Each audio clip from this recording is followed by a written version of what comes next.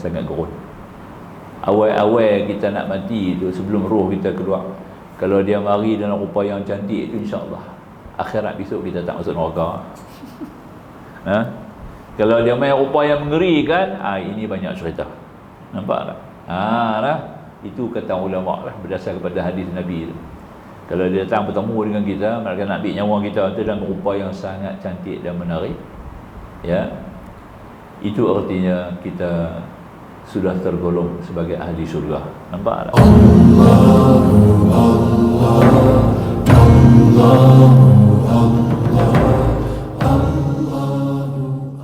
InsyaAllah kita sambung ke surat 243.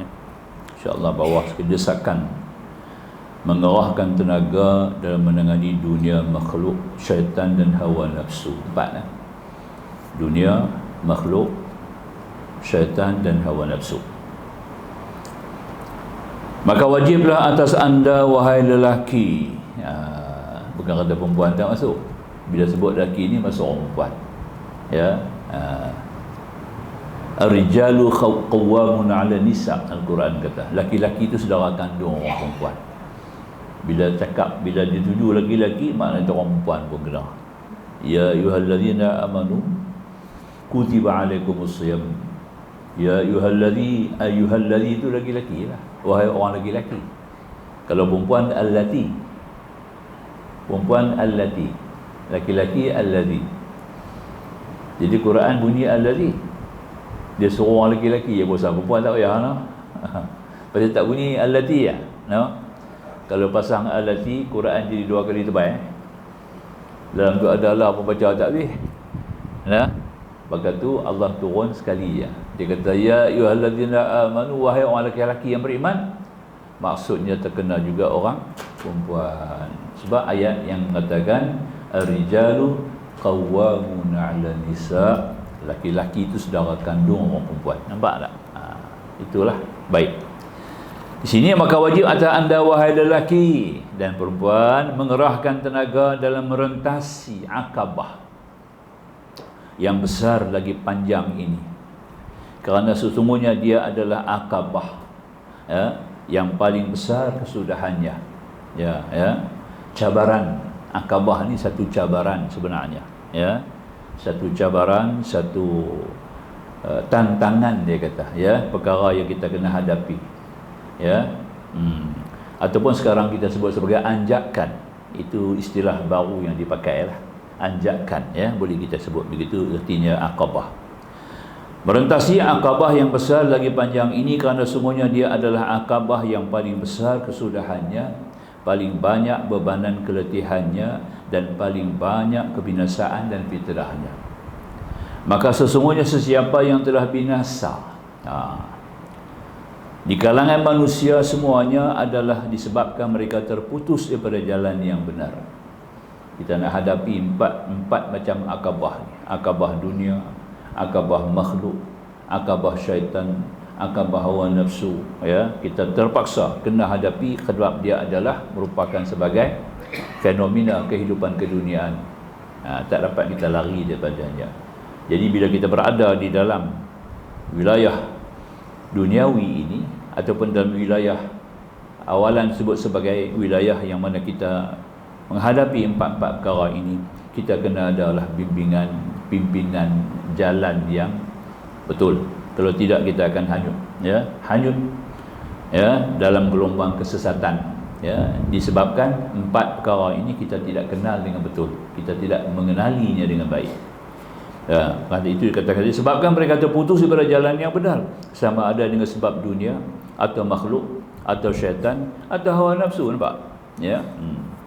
Sesungguhnya kami, kata Imam Ghazali, telah menyebut perkara-perkara yang mendorongkan seseorang untuk mengambil perhatian berat terhadap fasal yang tersebut dalam kitab-kitab karangan kami seperti Ihya Ulumuddin, Asrarul Muamalatid Din dan Al-Qurbatul Lillah.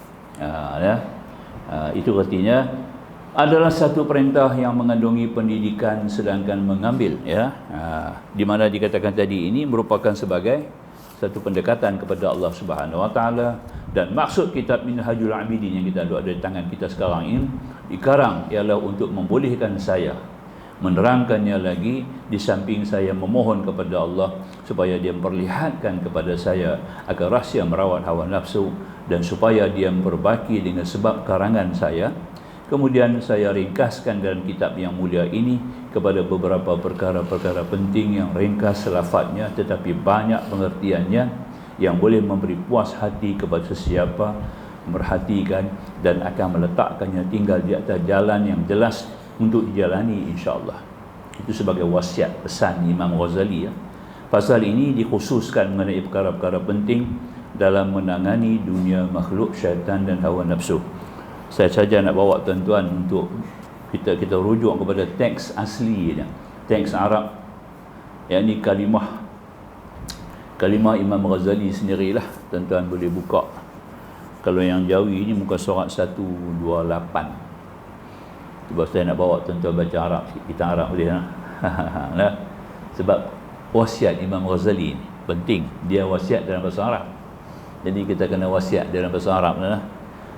Kita buka surat 128. Di belakang ni adalah teks kitab Minhajul Abidin yang asli, yang belakang ya. Kita masuk sama dalam ni. Mari kita baca sama-sama, insya-Allah tuan-tuan ya.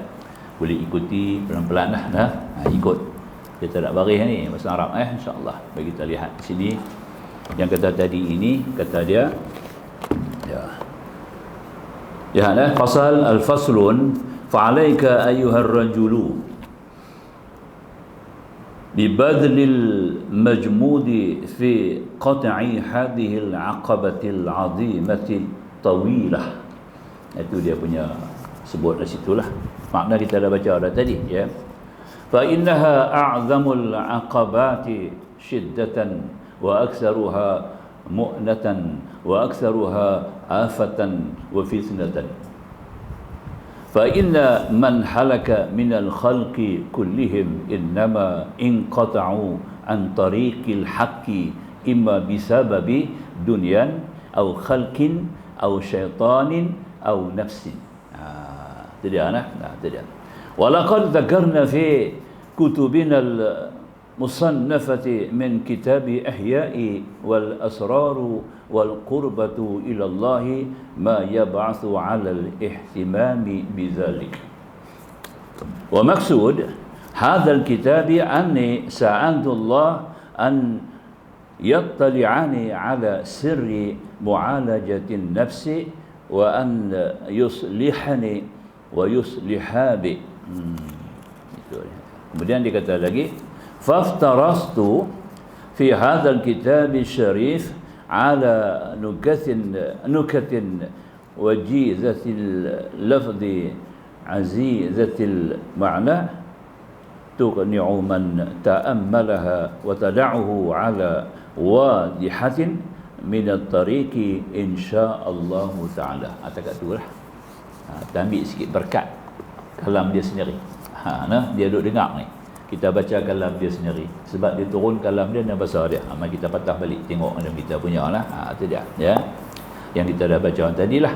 Sampai kepada, jika anda berkata apakah penahanan dan hisab yang melazim seorang hamba menerimanya. Maknanya kita kena terima cabaran-cabaran yang didatangkan daripada 4 perkara ini, iaitu yang kita lihat pada muka surat 242 atas sekali lah. Yang ini terangan mengambilnya dengan keinginan hawa nafsu adalah suatu larangan, teguran, pendidikan, adab kesopanan, dan bukanlah pengambilan itu merupakan maksiat dan tidak dikatakan atasnya azab api neraka. Hanya cuma kemungkinan dia akan tertahan di padang mahsyar nanti terkena hisab ya. Yang ini iaitu sebagai sekadar kita tadi ini untuk mendorong kita kepadanya. Sebelum itu kita baca bab tu dululah yang kita tadi ini. Kenapa kita dipesan oleh Imam Ghazali ini? Kerana walaupun dunia akhirat kita, dunia ni kita boleh ambil dunia ni ya. Kalau tuan-tuan tengok muka 242 atas sekali ya. Walaupun dunia ni kita boleh ambil, memang tak kena azab lah ya.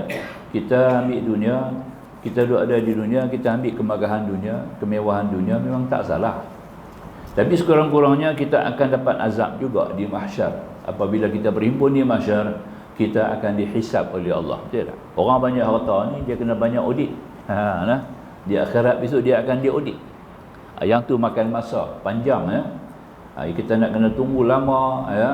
Ada sebut dalam hadis, Rasul yang paling terakhir masuk syurga Nabi Allah Sulaiman alaihissalam. Sebab dia banyak harta, terlalu kaya. Allah akan tanya agak dia, harta ni semua di mana ambil? Walaupun Allah bagi kat dia, Tuhan akan tanya kat dia balik. Nampak ya? Itu persoalan dia. Jadi maka dikatakan musannif yang kita lihat pada muka surat 244 kita sambung baca tadilah. Dan pada maksud kitab Minhajul Abidin tadi terangkan ada tiga perkara pentinglah. Adapun dalam menanggani dunia, macam mana kita menghadapi dunia, maka anda wajib berwaspada dan berzuhud. Kerana sesungguhnya urusannya tidak sunyi daripada tiga perkara. Ya, kita kena faham dululah hakikat dunia. Tentu anda faham, dirujuk dalam Suratul Hadid ayat 20. Ya. Ada tafsir je rumah, buka tengok. Surah Hadid ayat 20. Yang itulah dunia. Kita diberi faham, Allah dah bagi kita faham betul-betul apa dia dunia. Ya'lamu annamal hayatud dunya la'ibun. Nombor 1. Ya, hanya saja kata Allah, ketahui bahawa dikatakan kehidupan dunia itu ialah tidak hanyalah sebagai main-mainan. Ya, bahawa ni hidup yang merupakan semata-mata main-mainan. Sebab dia berubah ya, daripada satu keadaan yang kita tak jangka. Duk elok-elok jadi tak elok. Duk sihat-sihat jadi sakit. Nampak tak? Duk seronok-seronok jadi duka cita. Duk elok-elok, hidup tentu mati. Nampak tak? Ini kita main-main ni. Kalau sungguh-sungguh tak jadi dulu tu. Maka itu Allah kata di sini ayat dia, ya'lamu annamal hayatud dunya la'ibun. Nombor 1 sifat dia la'ibun. Dia sebagai permainan. Walahwun. Walahwun, dia ni hanya sebagai perhiasan saja, bagi nampak indah. Tak betul kan? Macam kita buat rumah besar-besar contohlah. Rumah besar-besar. Betul tak? Nak tengok kecantikan rumah tu, kebesaran rumah tu, hebat rumah tu, kita nak guna banyak barang.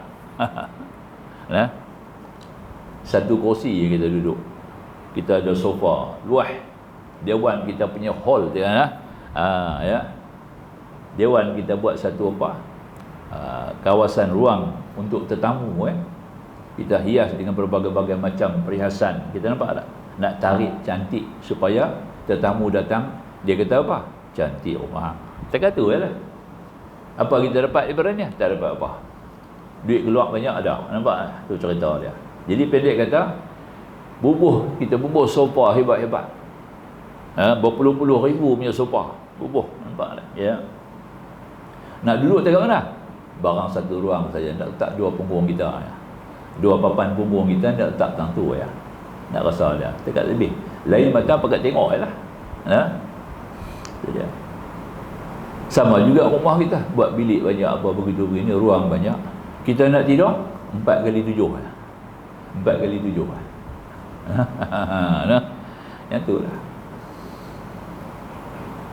Jadi pendek kata, kita ambil faham di sini. Itulah artinya hanya sebagai walahun, satu perkara yang hanya sebagai perhiasan saja. Ya. Lagi satu, dia kata tadi ini, watafakhurun bainakum. Watafakhurun bainakum ni makna kata hanya sebagai semata-mata untuk bermegah-megah antara kamu sekalian. Nak abang kata aku ni lebih pada hang, aku lebih cantik, lebih kaya pada hang, rumah aku lebih besar daripada hang, kereta aku lebih mewah daripada hang. Tak kata tu je lah. Apa jadi lepas tu? Tak jadi apa, duduk macam tu juga. Kok kita kata rumah aku lebih besar daripada rumah hang, dengan sendiri rumah kita bertambah besar lagi, tak apa. Dia duduk macam tu juga. Nampak tak? Tidak. Orang yang perhati pula ada sifat hasad. Manusia ni ada sifat hasad, tak boleh buang. Hasad tu dah ada siap lah kat kita. Nampak?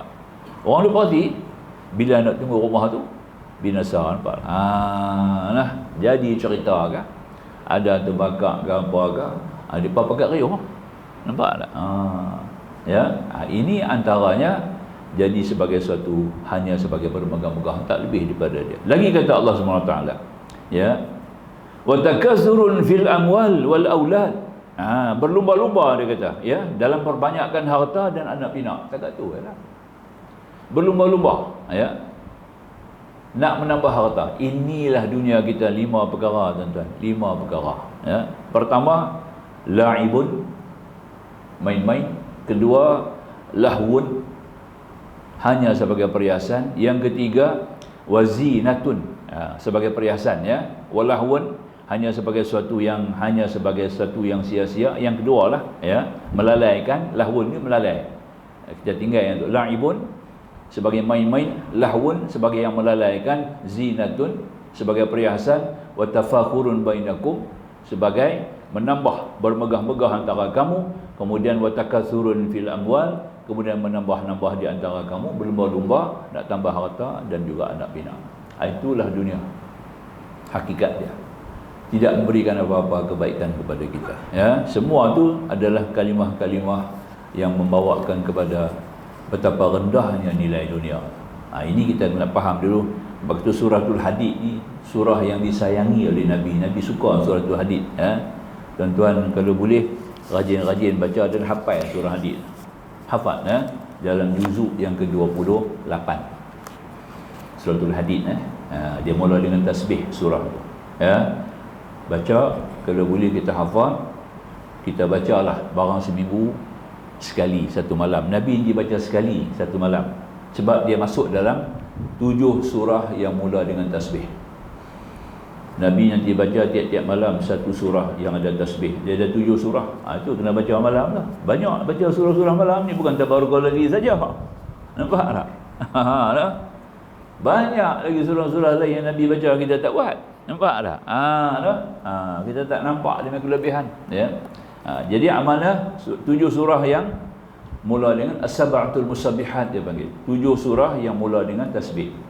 Nombor 1 lagi surah Isra, subhanallazi asra. Dia mula dengan tasbih, ya, Pak.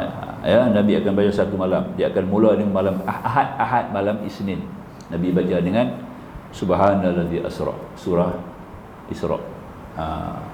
Malam kedua malam Isnin. Malam Selasa pula Nabi akan baca suratul Hadid ni. Dia mula yusabbihu, dia mula dengan tasbih juga. Ya, kemudian yang ketiga Nabi akan baca surah Saf. Saf bukan Safah, bukan, ya. Safah ni duduk di atas lepas surah Ibrahim. Surah As-Saf. Saf baris. Saf, memang dia kata Saf lah. Surah As-Saf nombor 3. Nabi akan baca mula dengan tasbih juga. Subhanallah dia mula. Yang keempat surah Jumaat. Ya, surah Jumaat, yusabbihu, surah Jumaat, betul. Ya, surah Jumaat dia mula. Yang kelima surah At-Taghabun. Taghabun. Nabi cukup sayang surah ni baca malam Jumaat. Taghabun. Kemudian yang keenam yakni surah Hasyr. Hasyr yang ada law anzalna hadzal qur'ana ala jabal. Yang tu orang baca.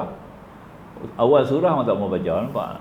Semua kita ni baca pasti ada faedah kat kita. Ada pasal. Tak ada pasal kita tak baca, nampak?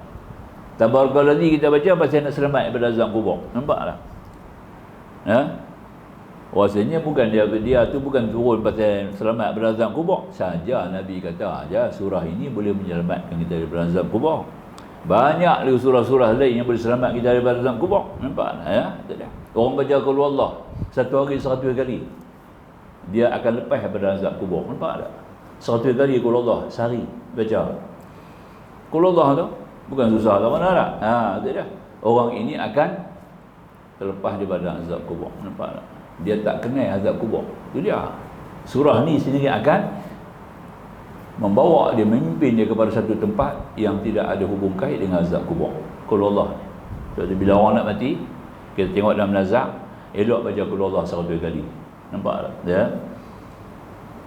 Walaupun tengah-tengah duk baca dia mati, perhabis juga 100. Jangan berhentilah. Bila nak dia tengok dalam nazak tu, dia baca lah 100 kali qul huwallah dekat dia. Nampak? Baca, ya. Kata ulama, walaupun dia meninggal, kita baca kot 10 kali dia meninggal, perhabis lagi 90. Jangan biar begitu. Nampak tak? Sebab boleh menyelamatkan daripada azab kubur. Itu dia. Nampak tak? Itu banyak. Itu kita faham. Jadi maknanya suratul Hasyr yang penghabis, yang ke-6. Yang ke-7 ni. Yang ke-7 surah Sabbihislah, suratul A'la, Sabbihisma rabbikal a'la allazi. Surah tu tiap-tiap malam kita baca. Sama kita baca tuan-tuan, sembahyang witir mukadimah. Betul tak? Betul tak? Ya, mukadimah witir. Tiap-tiap malam. Semua ni Nabi sayang. Semua 7 surah ni Nabi sayang, Nabi suka. Nampak? Kita kena baca lah yang Nabi sayang tu. Tiap-tiap malam. Sebab tu dia suruh 7 surah yang bermula dengan tasbih. Sebab Nabi baca 7 malam. Satu malam satu surah. Itu dia. Nampak tak? Itu dah. Itu antara yang kita kena buat. Baca malam ni. Itu semua amalan sendiri. Bukan malam jemaah. Kita sendirilah. Atas kita punya keinginan, atas kita punya keimanan, atas kita punya penglibatan, maka kita sendirilah bawa surah-surah tu tiap-tiap malam. Surah yang Nabi baca sebelum tidur ni, surah yang mana kita libat untuk melakukan secara sendiri masing-masing. Sebab dia nak uji iman kita. Orang ada iman baru dia buat kerja-kerja tu. Tak ada iman yang tidak kasih kepada Al-Quran ni, tidak cinta kepada Al-Quran, dia tak akan buat. Ya, itu dia. Ini angkanya Nabi baca tiap-tiap malam. Ya. Syekh Abdul Qadir Jilani kata mau baca sebanyak 1000 ayat. Syekh Abdul Qadir Jilani tiap-tiap malam sebelum tidur baca 1000 ayat. Oh, payah nak buka Quran kata. Senang boleh senang. Ya, baca qul Allah 250 kali. Sama dulu 1000 ayat. Sebab qul Allah ada 4 ayat. Kali 250 tak 1000. Nampak? Dia bagi alternatif. Nampak tak? Nak buka Quran panjang-panjang kau payah kau lah. Ayat kursi 1 ayat. Panjang tu. Dia suruh baca 1000 ayat je lah. Boleh habis? Allah tak boleh habis. Pakai tak tidur lah. Sampai ke subuh tak habis. Lah, kita ambil jalan ringkas. Kata Syekh Abdul Qadir Jilani kata, boleh antaranya kamu boleh baca surah Qul Allah sebanyak 250 kali sama dengan 1000 ayat. Itu dia. Nampak? Itu amalan-amalan malam tu. Dia buat semua tu. Itu faham baik, sambung. Mari kita tengok sekarang. Makna kata nombor 1, dia kata ada 3 perkara kita nak faham urusan tidak sunyi daripada 3 perkara bila kita nak menanggani dunia, kita nak hadapi dunia, tentangan dunia, ancaman dunia, nampak cabaran dunia, kita kena melalui 3 perkara dia kata. 3 perkara. Itu nak faham. Pertama, sama ada daripada orang yang celik mata hati dan kebijaksanaan, maka cukup bagi anda mengingati bahawa dunia itu musuh Allah, sedangkan Allah adalah kekasih anda dan penolong anda, sementara dunia pula bertentangan dengan akal anda yang waras, sedangkan akal adalah harga diri yang anda sendiri yang paling penting, dia kata. Nombor 1 sekali dia kata, bagi orang yang celik mata hati. Siapa celik mata hati ni? Orang yang nampak kelemahan dunia. Yang kita dah baca ayat tadi ya. Ayat suratul Hadid tadi kan. Tuan-tuan duk baca suratul Hadid ni, seminggu bang sekali lah kita baca suratul Hadid ni, dia buka dah celik mata kita, bagi nampak dah dunia tu tak kena. Nampak tak? Tu cara kita nak buat tuan-tuan. Nampak? Hayati suratul Hadid itu seminggu sekali. Nampak tak? Malam lah, baca malam lah. Sebab dia merupakan wasiat ya. Surah-surah yang Nabi suruh baca sebelum tidur itu surah-surah wasiat semua. Wasiat untuk diri kita. Dalam tu semua ada wasiat ya. Jadi maka itu kita baca suratul Hadid ni seminggu sekali tuan-tuan baca, akan celik mata hati, kita akan kenal dunia itu dan kita akan mula memisahkan diri kita daripada terikat dengan dia. Bukan lari daripada dia. Lari tak boleh. Kita ada dia nak lari macam mana?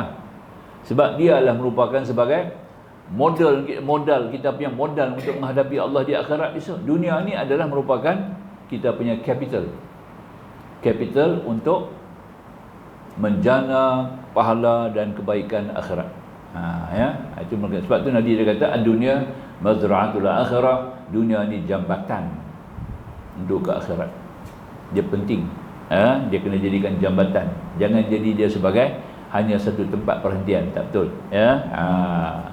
Itu yang pertama lah. Jadi makanya yang pertama sekali kita kena celik mata hati. Orang celik mata hati, dia akan nampak kata dunia ni musuh Allah Subhanahu Wa Taala.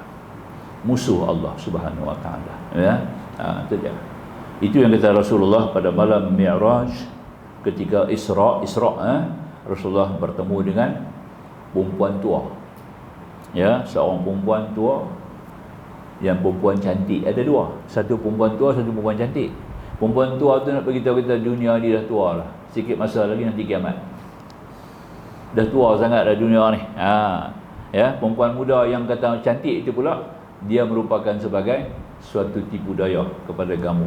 Jangan kamu menyut, jangan kamu saut dia punya seruan panggilannya. Jalan terus ya Muhammad, jalan terus. Kalau kamu saut, umat kamu nanti terjebak dengan dunia. Dalam Nabi tak saut pun terjebak dah kita banyak dengan dunia. Nampak tak? Apatah kalau Nabi pisaut dia punya panggilan seruan dia, lingkup kita habis.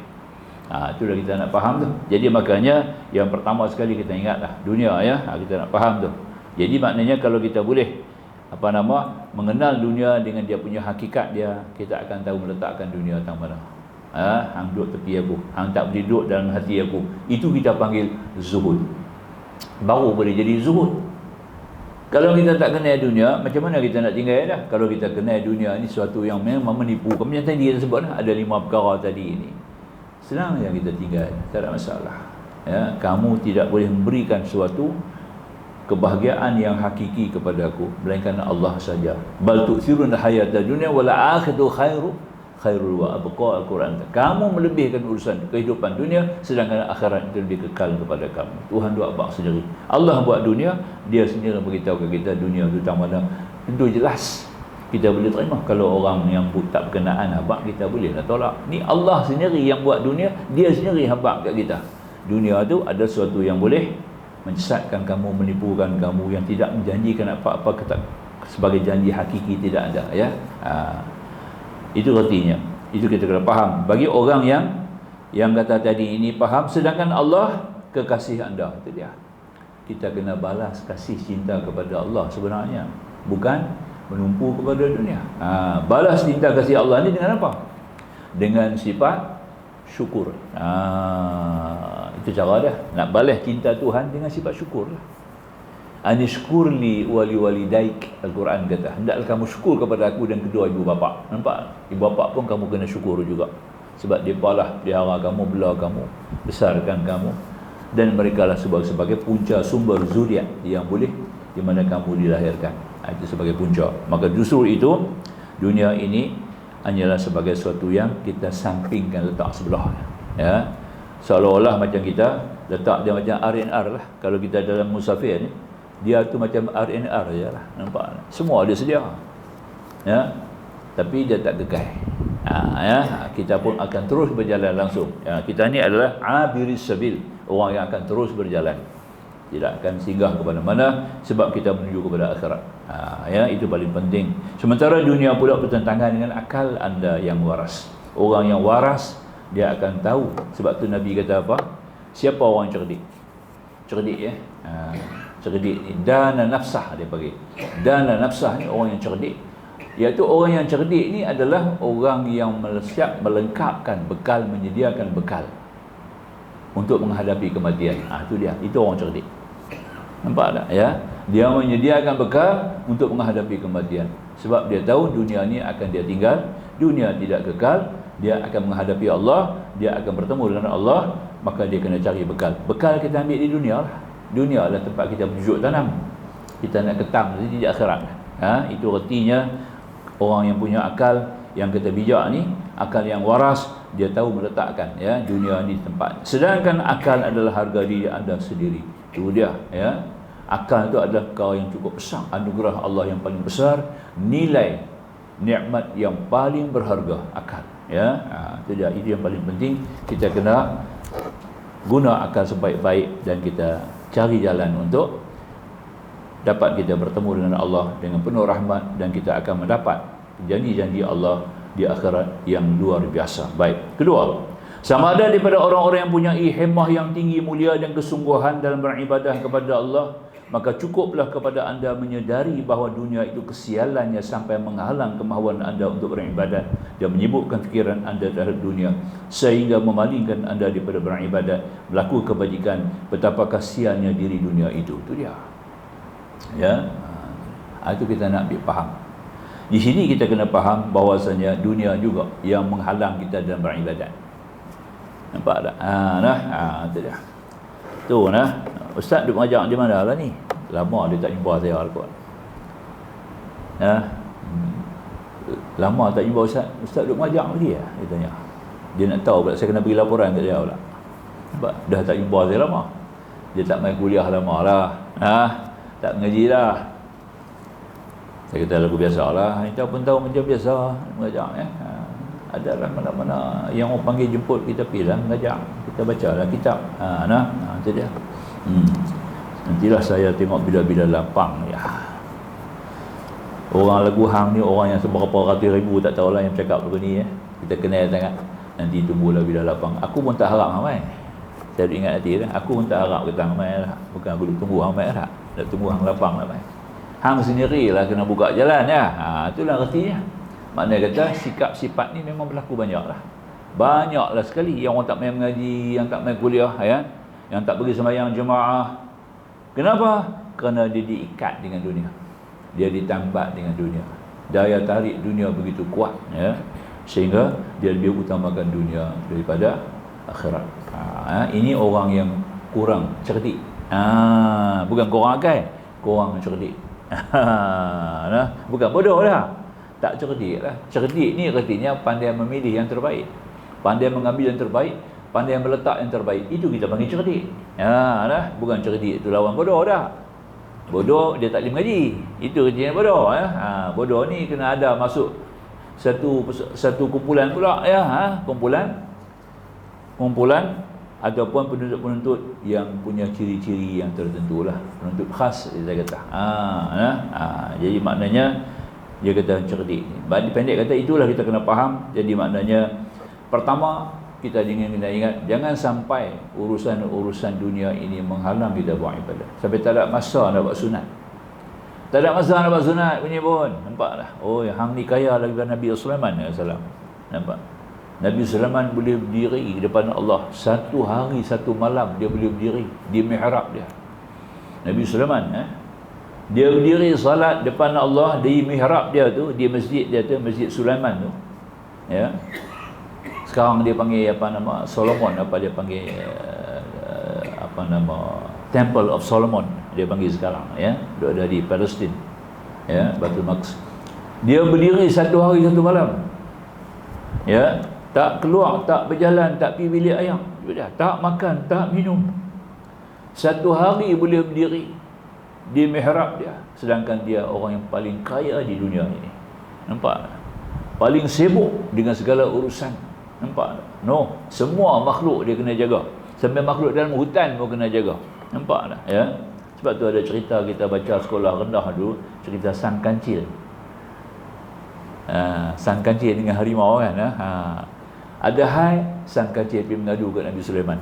Nampak? Makna kata ditunjuk menerangkan kita kepada kita, Nabi Sulaiman ni sampai makhluk dalam hutan pun dia kena ambil tahu. Nampak tak? Ya. Binatang-binatang tu makan ke tak? Singa harimau tu makan ke tak? Nabi Sulaiman kena ambil tahu tahap tu. Ikan-ikan di laut. Ikan-ikan di laut tu Nabi Sulaiman bertanggungjawab tu. Nak bagi dia makan dalam tu. Nampak? Ada makan ke tidak ikan-ikan dalam laut ni? Tu dia. Tapi dia boleh berdiri sembahyang satu hari satu malam di mihrab. Ya, menghadap Allah munajat dengan penuh khusyuk. Kita ni siapa? Konon bunyi saya punya sibuk lah Ustaz. Tak ada masa nak buat sunat. Tak ada masa nak zikir. Tak ada masa nak baca Quran. Tak ada masa nak pergi mengaji lah tu lagi berat. Tak ada masa pergi sembahyang jemaah. Kalau main jemaah pun macam curi. Cepat masuk lari keluar. Tak ada nak berzikir, tak ada berdoa, pakat lari keluar. Nampak? Itu dah. Tak ada protokol. Menghadap Allah, raja bagi segala raja mesti ada protokol. Masuk dengan protokol, keluar pun dengan protokol. Ni tak ada protokol. Masuk macam pencuri, keluar pun macam pencuri. Nampak? Itu dia. Pasal apa? Sibuk sangat. Punya kalut dunia dia. Dia tak tahu dia kena tinggal dunia tu. Nampak? Itulah kita tadi ni ya. Sampai masa ketika dia kena tinggal. Kena tinggal juga.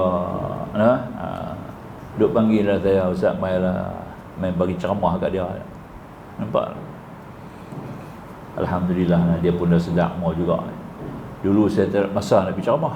Saya kenal Ustaz ya, tapi tak ikut kuliah Ustaz. Silakan muazzin dengan segala hormat mengumandangkan azan, silakan.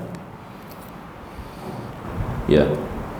Karena firman Allah Subhanahu wa taala, ya ayyuhalladzina amanu la tulhikum amwalukum wala auladukum an dzikrillah wa may yaf'al dzalik fa ulaika humul khasirun.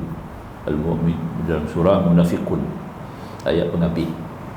Ya ayyuhalladzina amanu ya la tulhikum amwalukum wala auladukum an dzikrillah. Wahai orang beriman, jangan kamu dilalaikan. Jangan dilalaikan harta benda kamu, anak bina kamu daripada mengingati Allah. Ingat di sini adalah solat, khususan sembahyang Jumaat. Ayat ni turun bagi sembahyang Jumaat, ya. Tutup kedai-kedai, ya. Suruh tutup, ambil menjaga-menjaga. Nampak tu susulan dia. Bahasanya suatu perintah cari rezeki ini Allah suruh kita usaha, ya. Tapi pada hakikatnya rezeki itu cari kita sebenarnya, bukan kita cari rezeki, ya. Dua perkara cari kita, tuan-tuan. Ini orang lalai banyak tak faham. Pertama maut, dia akan cari kita. Walaupun kita duduk dalam satu tembok besi yang padat, ya, dalam satu kawasan yang dilindungi dengan batu-batu pejal, ya, dengan pintu-pintu yang bertala, yang berkunci, ya. Dia masuk. Nabi Ibrahim alaihissalam, dia orang yang paling cemburu buat ibadat. Dia buat satu ruang khas di sebelah rumah dia, satu kawasan. Dia buat satu bilik rumah macam kontainer tu. Tak ada tingkap, tak ada langsung, cuma ada pintu nak masuk, ya. Tak ada ruang, tak ada lubang yang boleh masuk cahaya. Dia sembahyang dalam gelap tiap-tiap hari, ya. Dengan harapan supaya orang tak dengar, orang tak nampak. Tiba-tiba satu hari ada orang dalam tu. Dia masuk-masuk, ada orang, ya. Tidak. Dia dengar suara orang tu bercakap. Nampak tak? Bagi salam dekat dia. Dia pun jawab salam. Siapa kamu? Dia kata. Macam mana kamu boleh masuk? Rumah aku ni aku dah kunci habis. Tak ada ruang, tak ada lubang. Orang tu kata, aku adalah Malakal Maut. Malakal Maut. Tu dia. Nampak tak? Wahai Khalilullah, wahai kasih Allah, aku boleh masuk di mana pun. Walaupun orang tu ada dalam tembok besi, ya, dalam tembok yang pejal, dan saya aku boleh masuk juga. Aku akan dapat. Sekarang aku duduk ada dalam ruang bilik kamu yang terkunci. Tu kan? Kalau macam tu, turun tengok tak rupa nak tengok macam mana? Jangan dia kata, hang tak tengok rupa aku, ya. Cuma memadailah, dengan apanya perkhabaran bahawa aku datang dalam rupa yang sangat menakutkan. Nak tengok juga. Maka diberi izin, minta izin, Allah pun izin. Tapi dia bagi rupa dia yang paling ripih, yang paling ringan sekali. Aku dah cuba alter dah rupa aku ni. Modified aku punya rupa ni bagi nampak kurang sikit lah. Tu baru dia dapat cerah bilik dia nanti jadi cerah. Paling tengok muka aku dia pun kali-kali tengok pingsan Nabi Ibrahim. Pingsan sebab wajah rupa yang sangat menakutkan. Walaupun dah nipih dah tu, dah ringan dah tu. Dah latih ke berapa dah punya ringan. Macam itulah yang juga akan datang kepada kita. Malakal Maut ni akan datang kepada kita. Tapi umat Nabi Muhammad ni dapat istimewa sikit, ya. Umat Nabi Muhammad SAW yang mana yang soleh ni, dia datang dalam rupa yang sangat cantik. Sangat cantik. Dia tak mari dalam rupa yang sangat gerun. Awal-awal kita nak mati tu, sebelum roh kita keluar, kalau dia mari dalam rupa yang cantik itu, insya-Allah akhirat besok kita tak masuk neraka. Kalau dia main rupa yang mengerikan, ini banyak cerita. Nampak tak? Itu kata ulama lah, berdasar kepada hadis Nabi tu. Kalau dia datang bertemu dengan kita, mereka nak ambil nyawa kita tu dalam rupa yang sangat cantik dan menarik, ya, itu artinya kita sudah tergolong sebagai ahli surga. Nampak tak? Kegembiraan ada, dia nanti tayang kat kita pula gambar surga tu pula, pergi tengok. Nampak tak? Tapi kalau datang dalam rupa yang mengerikan, itu makna kita mula-mula dah tengok rupa ngeri.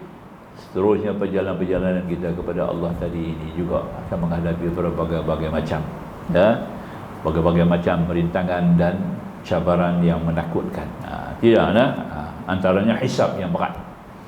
Boleh, baik. Jadi elaklah kita dalam ayat Quran yang Tuhan turun dalam surah Al-Munafiqun itu memberi ancaman kepada kita sebagai kesedaran, jangan kamu dilalaikan. Lalai. Penyakit yang paling takut sekali adalah lalai. Sebab lalai ni boleh bawa kepada syirik. Syirik tak apa lagi ya. Syirik dia kesudahan, tapi lalai itu kita bimbang. Lalai ni boleh bawa kepada kufur, lalai boleh bawa kepada pahala kita hilang, lalai boleh bawa kepada fasik, lalai boleh bawa kepada munafik, lalai boleh bawa kepada kufur dan murtad. Bahaya lalai itu. Jangan penyakit lalai, minta perlindungan daripada Allah ya. Dia panggil ghafil, Arab kata ghafil, ghaflatun, ghaflah. Ya. Jangan disebut ghaflah lah kita saja lah. Aku ghaflah hari ni. Jangan kata lah, dia jadi doa teruk kita. Tuhan terima doa masa tu, duduk lalai tu ambil mati. Nah, orang Melayu banyak kita sebut kan. Aku juga ghaflah hari ni. Dia tak tahu nak guna kalimah. Ghaflah ni paling takut, lalai. Ya. Tempat dia di mana? Orang lalai ni tempat dia neraka wail. Fawailul lil musallin alladhina hum an salatihim sahun. Sahun tu disebabkan lalai. Masuk dalam lalai lah. Ya, sahun tu dia masuk sebagai bibit awal. Sebelum kita lalai, dia datang bibit awal. Nampak tak? Contohnya kita suka melengah-lengahkan waktu. Orang yang suka melengah-lengahkan waktu sembahyang nanti kena penyakit tu. Penyakit lalai. Nampak tak? Janganlah awal waktu terus buat. Kecuali kalau ada keuzuran tu tak ada masalah. Kalau tak ada pasal kita memang lapang betul, tak ada apa persoalan. Bila seruan datang, kita terus sambut dengan hati yang lapang, dengan penuh kasih sayang.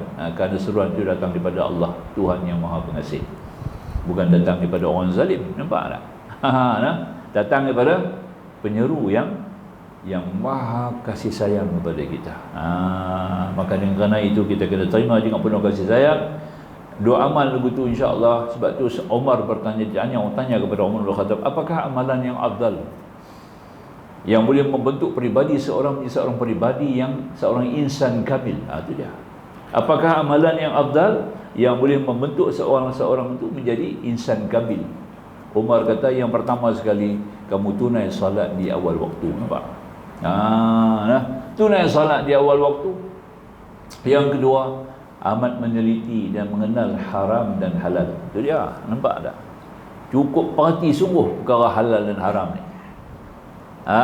Dia tak tanya fadilah, dia tanya haram dan halal dulu. Kita tanya fadilah. Kita kerap tanya fadilah, baca ni dapat apa, baca ni dapat apa.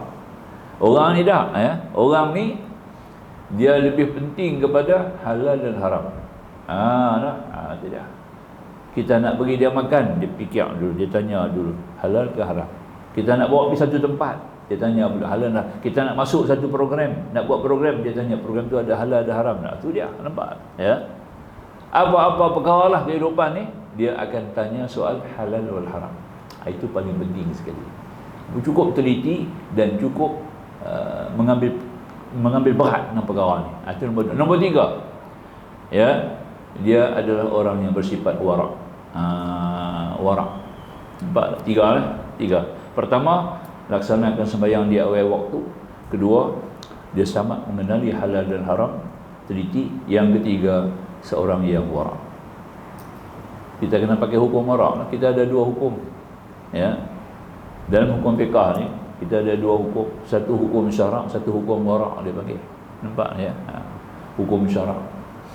Kita minum, semua kita minum, semua benda yang kita minum tu adalah halal. Hukum syarak kata boleh minum, betul tak? Tapi hukum warak kata boleh minum tapi jangan minum di kedai orang yang bukan Islam. Tu warak. Aku nak minum kopi, nak minum teh, cari kedai orang Islam. Nampak tak? Dah. Sebab kita nak halal dan terpelihara daripada haram. Ya. Antaranya lagi terpelihara daripada syubhat. Kita minum kedai yang bukan Islam, syubhat. Betul dalam kopi itu bersih, dalam kopi tak masuk apa. Nampak tak? Ya. Ada kopi, ada gula, tak ada masalah. Tapi dia yang macam kopi tu, orang yang tidak kenal haram halal, dia itu sendiri yang macam kopi tu. Ya. Makanya hukum dipanggil sebagai hukum syubhat. Jadi kita melibat syubhat ni secara langsung, walaupun kita nampak kehalalan dia, maka dia dikira sebagai makruh. Orang yang buat banyak makruh ni, tuan-tuan, di akhirat esok tak boleh nampak Allah, tak boleh tengok Allah, walaupun dia masuk syurga. Ingat, walaupun masuk syurga, bukan semua orang ahli syurga boleh tengok Tuhan. Tak.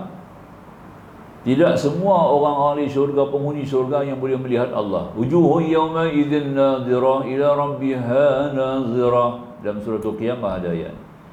Wajah-wajah pada hari itu begitu seri dan ceria kepada Tuhan mereka, mereka melihat. Ayat ni bentuk akidah kita, kepercayaan akidah Sunnah wal Jamaah. Di akhirat besok kita akan dapat melihat Allah. Orang yang beriman dapat melihat Allah. Ini merupakan sebagai akidah dalam urusan akidah yang wajib diimani mengikut akidah Sunnah wal Jamaah ala Asy'ariyah wal Maturidiyah. Tidak. Mu'tazilah kita tak boleh tengok akhirat, pun tak boleh tengok Tuhan. Dia pakai akal. Nampak tak?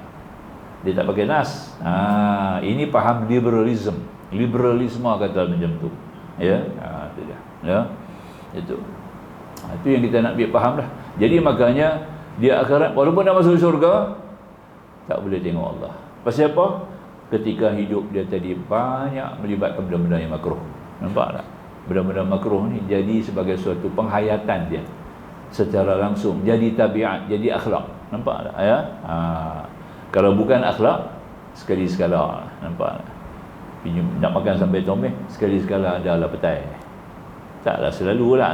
Kebetulan hari itu ada sampai tomeh petai. Tak ada sampai tomeh lain, makan bilah. Tak ada masalah. Tak itu, pada hakikat kata dia bukan orang yang sangat galak ataupun sangat suka kepadanya. Kebetulan tak ada lah. Ada pun hanya makan. Betul. Tu, apatah lagi kita buat perkara yang berat-berat lah sampai abadi. Orang isap rokok tak boleh, isap rokok. Orang pakai makruh, mana makruh? Dia haram dia ni dia bukan makruh lagi dah. Dulu makruh lah. Sekarang dah haram dah sebab masuk macam-macam benda dalam tu. Jadi haram dah. Arak pun masuk dalam tu. Nampak? Babi pun masuk dalam tu. Puting-puting rokok tu. Dia ada masuk unsur-unsur khinzir dalam tu. Ada satu program dalam TV yang cakap tu orang putih dalam perempuan. Dia cerita bahan-bahan yang ada babi. Nampak tak? Sampai tekor kita apa ada. Tekor tempat basuh, nampak tak? Senduk, camca pun ada je. Masuk babi je. Kursi meja kita pun ada masuk je. Sampai tahap tu punya masuk sangat banyak babi.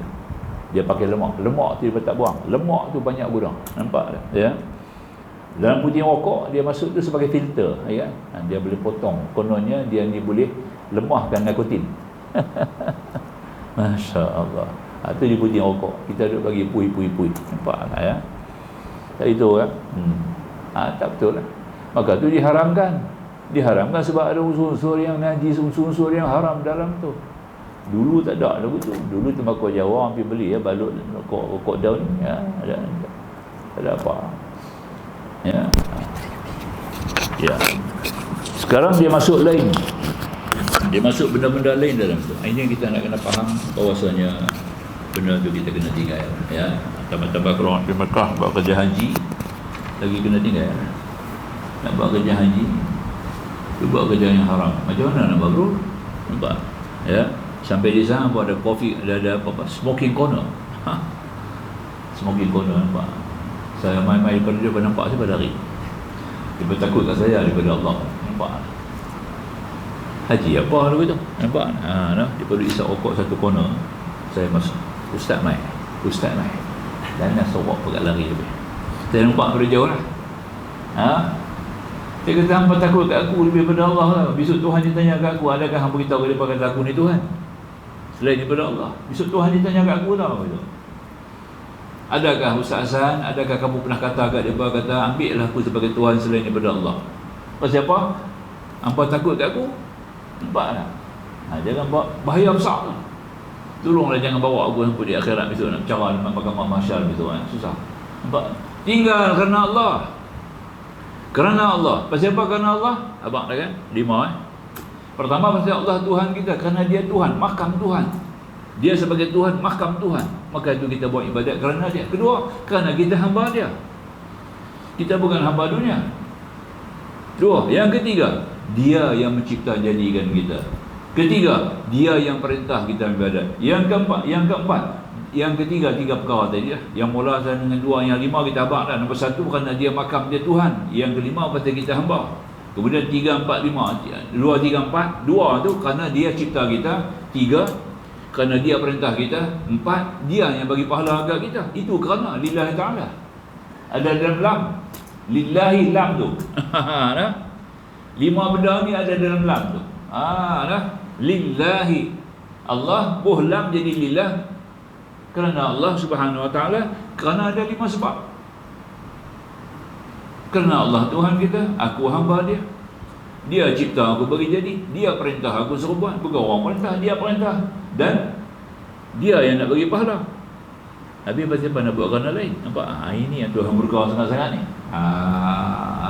Tinggal kerana Allah. Itu Nabi yang dia kerja haji tu. Suruh orang berdoa. Dia mabrur, tapi tak buat kerja-kerja yang soleh.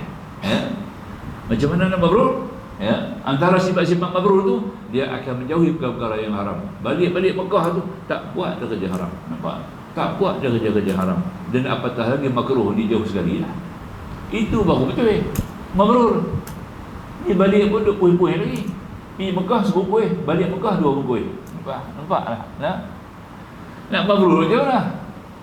Itu betul lah. Itu dia. Saya boleh cakap begitu tuan-tuan. Pasal saya insya Allah ya. Dulu lah saya boleh tinggal, pasal orang tak boleh. Lepas tu saya berani cakap ni. Itu ustaz tak pernah isap rokok, dia bercakap lah. Kalau dia tahu dia isap rokok, dia tahu macam mana punya sedap rokok, dia tak tahu. Lah. Saya ingat saya isap rokok lagi nampak pada tuan-tuan. Umur saya 7 tahun saya isap rokok lah tau. 7 tahun saya dah isap rokok lah. Dapat kat bapak jenuh dia bagi. Dia bagilah 2 rupang kita lah. Tu lah. Berhenti rokok tahun 98. Tu dia, lama tak? Lama sungguh. Ya.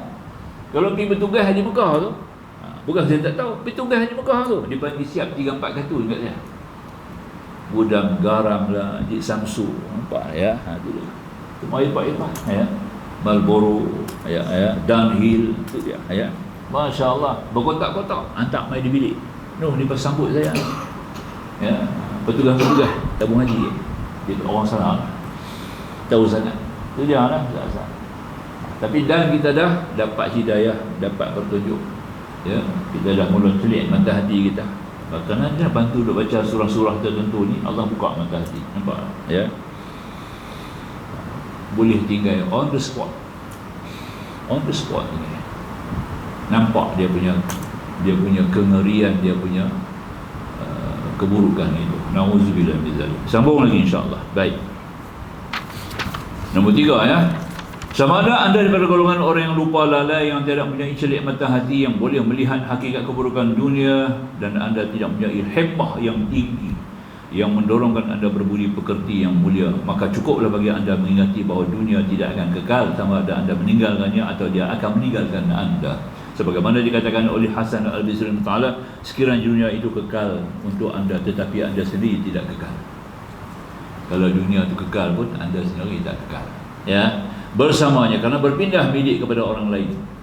Itu dia, kadang-kadang mereka tidak pun berterima kasih kepada anda. Itu dia.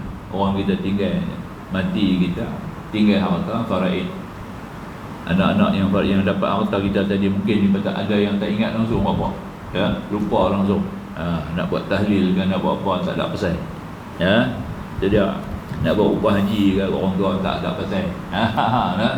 Dia dapat harta. Inilah dia kata, kita akan jadi lebih menangis dalam kubur. Kita tengok perihal mereka. Ya, kadang-kadang mereka tidak pun berterima kasih. Itu yang kita tadi, bila orang mati, dia ada sebulan dia akan melihat, dia akan bersama lagi dengan rumah tangga dia. Tapi bukan zat dia dah. Zat dia dah habis dah. Zat tu dalam kubur. Zat jasad dia dalam kubur lah, hancur. Roh dia ada communicate. Link tu ada link. Bukan dah roh tu mai di rumah dah. Yang salah faham pula dah. Roh tu bukan mari di rumah dah. Tapi dia ada link. Allah Ta'ala buka link tu. Dia punya broadcasting ilahiyah tu Tuhan buka. daripada alam barzah tu dia ada kontak terus dengan rumah dia, nampak tak? Macam kita tengok TV lah, plasma tu, ya, ucapan yang di Perdana Agung di Kuala Lumpur dia zahir dalam masjid kita, nampak plasma kita, ya, zahir live telecast, nampak betul tak? Ya, macam tu lah. Jadi orang-orang yang dah mati ini sebulan Tuhan bagi dia, sebulan dia boleh masih lagi ada link, nampak tak? Dengan dia dapat tengok apa kita buat. Yang kita tak faham, kaki dia kita tak ubah, tempat kaki dia kita, ini kita punya tak faham pula tu, dia buat betul, yang kata roh dia balik macam tu, nampak tak? Ya, jangan usik kaki bunyi pun, ini roh duk main, kacau, rosak kita, ya. Roh dah pergi alam barzah, mana boleh main balik tak main dah, nampak dah. Tu kalau ada orang menurun tak ingat kan, main tok nenek kan, dah mak tok nenek main mana, pembohong, syaitan tu, jin tipu kita. Roh bunyi pun tu apa bunyi kan, tu dah. Sebenarnya bukan tu syaitan tu dia main kita, nampak tak? Roh tu orang alim, orang saleh dia dah tak main. Ya, tu dia. Kecuali wali-wali Allah. Wali-wali Allah ada kekhususan Tuhan bagi dia boleh hadir dalam majlis kita semua, ya. Dia boleh hadir. Tapi dia tak masuk dalam badan kita. Kalau orang turun kata dia wali, ambil setok spray. Nampak? Tentang tengok kan, kalau dia kata wali mana, aku ni wali Songo ke, wali Gunung Jati ke, ya, Gunung Ampel lah, Sunan Ampel, nanti saat kita tunggu sana, dia ambil spray setok, spray dah. Dan dia lari keluar begitu kan. Tengok betul ni, bohong syaitan, nampak ya. Dia dah tu, jadi makanya apa nama tu, kita kena ambil faham lah baik. Jadi dia akan balik, dia akan link dalam rumah kita, dia akan tengok apa kita, termasuk kita guna harta dia, harta benda dia. Di situlah dia akan sesat, dia akan sesat di alam barzah, ya. Menangisnya orang dalam kubur dia dengar sana orang hidup. Itulah dia antaranya. Kerana dia melihat benda-benda yang tidak sewajar, dia panggil tak tahu terima kasih kat aku dah mati, tinggal baraid, tinggal duit kat dia buat apa duit, dia buat kat seronok lah begitu begini, berlupa kat aku, ya. Kita dalam kubur, kita akan menangis. Itu paling penting sekali kita nak fikirkan. Baik, jadi kata musannif sikit lagi kita ambil faham di sini. Ia sama ada di golongan orang yang lupa lalai sampailah kita, maka cukup bagi anda mengerti bahawa dunia tidak akan kekal, sama ada anda meninggalkannya atau dia akan meninggalkan anda. Sebagaimana dikatakan tadi, ini sekiranya dunia anda terpilih dan sendiri tidak kekal bersamanya, karena berpindah milik kepada orang lain, kadang-kala mereka tidak pun berterima kasih kepada anda, bahkan mereka berebut-rebut, bercakaran, berputus waris kerana tamakkan harta yang anda tinggalkan. Maka kalau begitu, apakah faedah anda menuntut dunia dan menghabiskan umur yang mulia karenanya? Jawab sendirilah. Jawab dengan tindakan kita, iaitu kita kena betul-betul mengenali isyulah takat tulang. InsyaAllah kita akan sambung. Sesungguhnya elok sekali orang yang mengatakan rangkaian syair ini akan kita baca kemudian, ya, insyaAllah. Dia cakap itulah kita ambil pada perbicaraan pada hari ini. Semoga tuan dapat manfaat. Aku qauli hadza, sallallahu alaihi wa lakum, akhirul kalam, wallahu subhanahu wa ta'ala a'lam. Bismillahirrahmanirrahim. Alhamdulillah wassalatu wassalamu ala Rasulillah wa alihi wa sahbihi ajma'in. Subhanaka la ilma lana illa ma 'allamtana innaka antal alimul hakim. Rabbi shrah lana sudurana wa yassir lana umurana. Rabbana atina fid dunya hasanah wa fil akhirati hasanah wa qina adzaban nar. Walhamdulillahil alamin. Assalamualaikum warahmatullahi wabarakatuh.